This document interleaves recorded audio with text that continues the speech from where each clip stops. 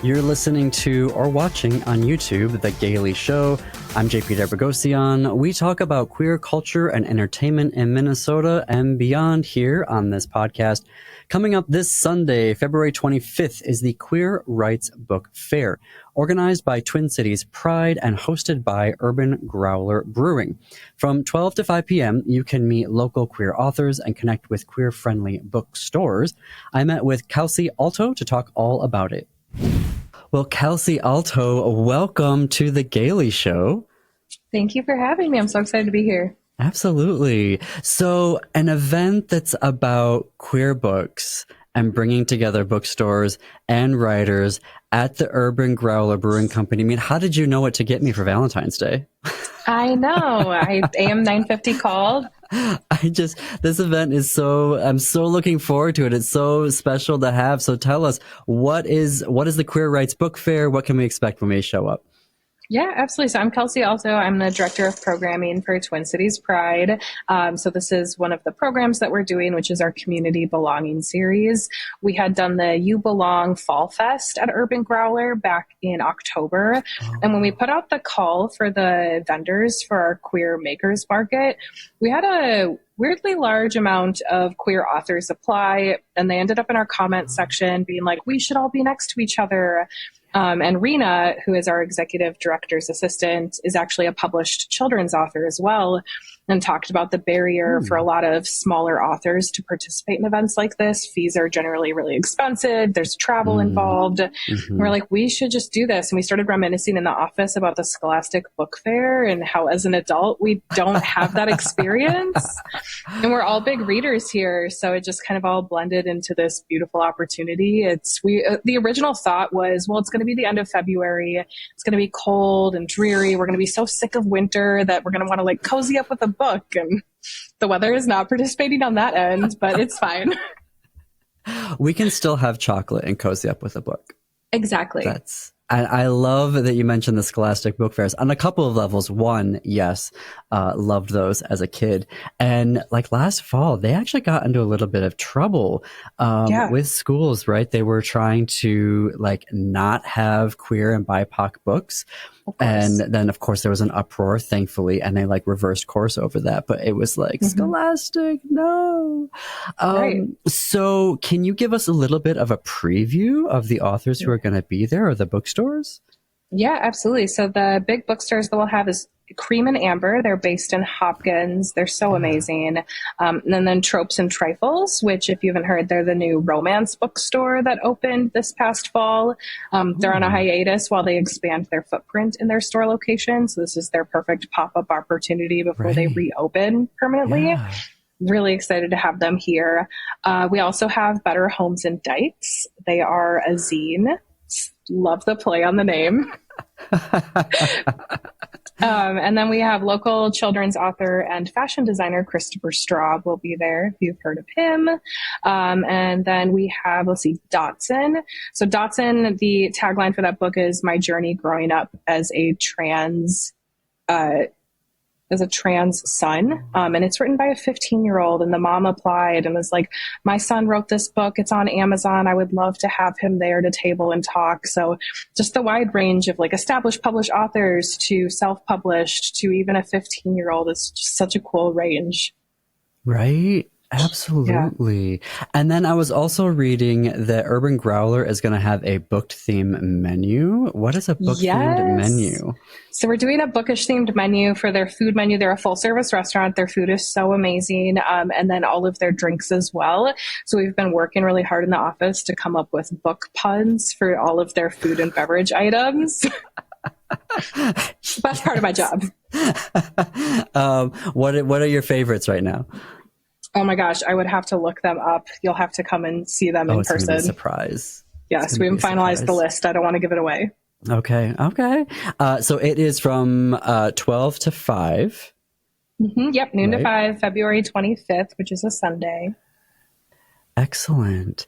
And will this be like the first of a series, maybe? You know, I'm really hoping so. We had really good feedback. Everybody's really excited when we announced it. There was a lot of like momentum with it. So I'm really hoping this is something we can do yearly, if not more often. We have like Queen of Swords Press coming, and then we have the Golden Crown Literary Society is a sapphic literary society that's actually hosting their convention here this year.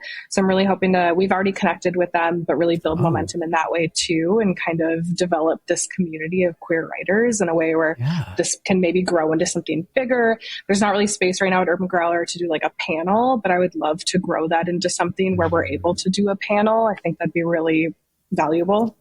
Yeah. I didn't really realize their convention was going to be here this year. I mean, how fortuitous. Yeah, I'm so excited. It was supposed to be in Florida, and then they came to us and were like, that's no longer an option. We get it. Minnesota's better anyways. Yeah. I know. How do you feel about that? I mean, working at Twin Cities Pride, where like obviously, you know, we're amazing in Minnesota and all the strides, right, that we've been making. And we want folks to come here and being a trans refuge state and all of that. And then it's like, how do we deal with states like Florida and Texas and Idaho? I know. And Missouri? I feel like, oh my God, Missouri. It's twofold. One, to continue to be that golden light and that gold standard for what a state can do and should do, but also opening up our state, obviously, to trans refugees. And I think we've seen such an influx with our rainbow wardrobe of people coming in who just fled other states for safety purposes and then got here and are looking for so many resources.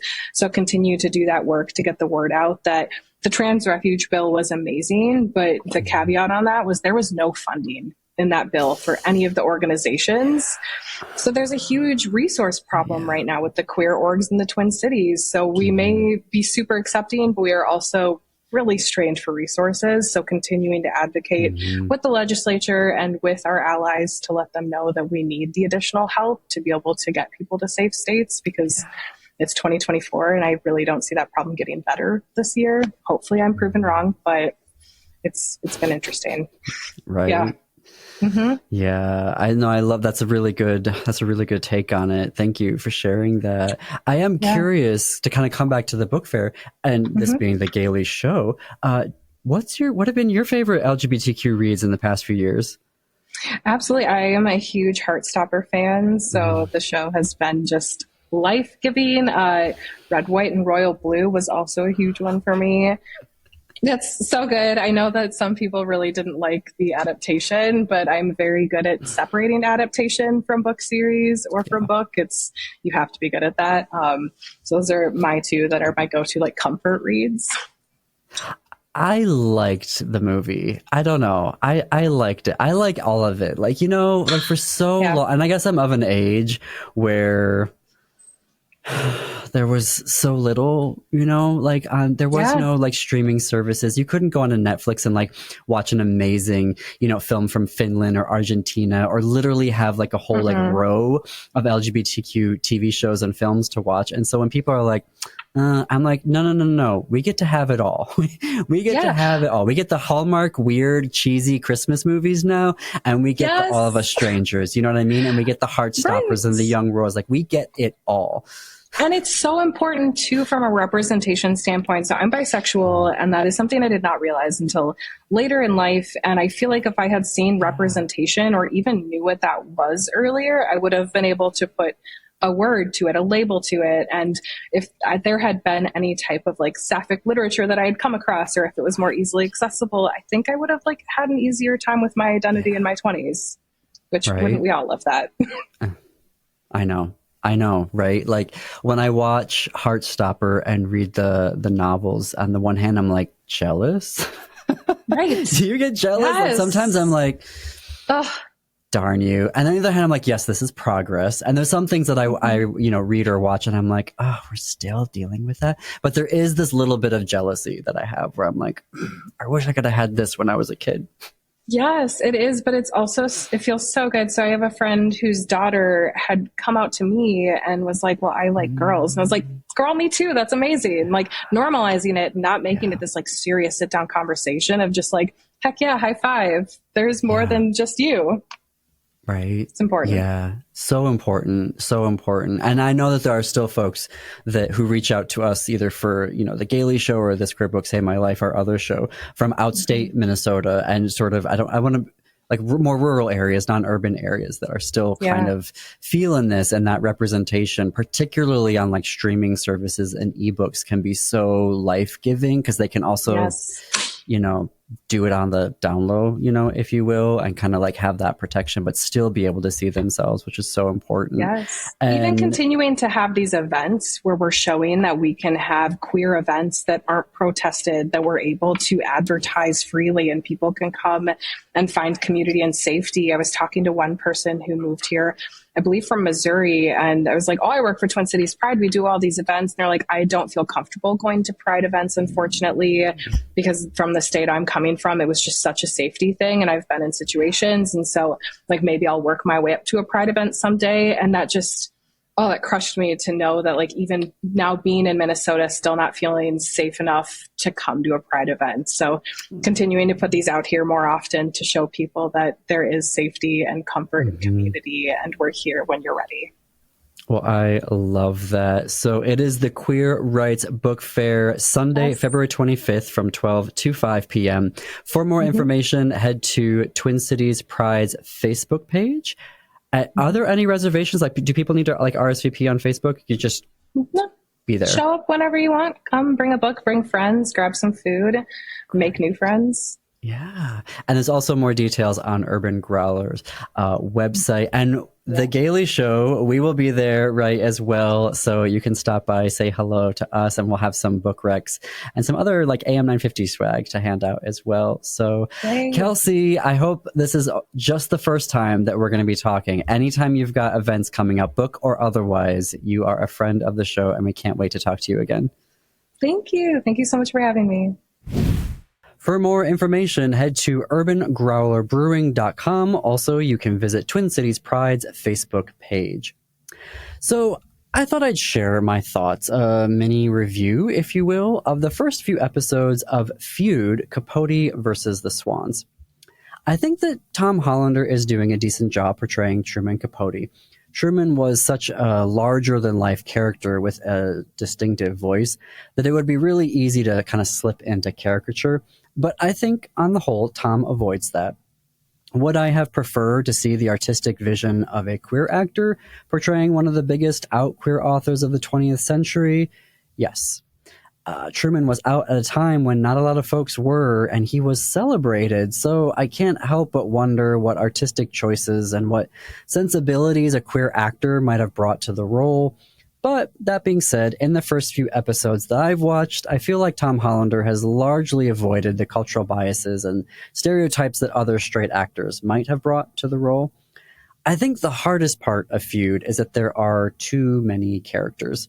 It's Truman against this coterie of high society women whom he betrays by fictionalizing their lives into a series of short stories he's writing, and ultimately a novel he is working on. All of the Swans are impeccable and compelling, and Naomi Watts, Demi Moore, Diane Lane, and Chloe Sevigny are doing fascinating work with each of their characters. But with so many Swans, it has been hard to get to know any of the relationships deep enough to understand the stakes of the feud. You'll get a better sense of Truman's fight with Naomi Watts' character because time is invested in that relationship. Anyhow, it is fun to watch because I don't know the whole backstory about Truman's unpublished book, Answered Prayers, that kicked off this whole feud. And it is catty and there's just the right amount of camp, so I will be sticking around to watch it all. It's on FX on Wednesday nights and then streams on Hulu on Thursdays. Okay, there is a new book that I think that you should check out.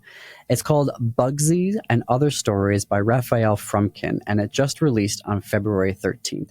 This one looks like it's going to be a wild ride through a collection of stories that explore queerness and neurodivergence and sexuality and self-discovery. It's 5 genre-defying tales that I think you could say you're going to find either hilarious or unhinged.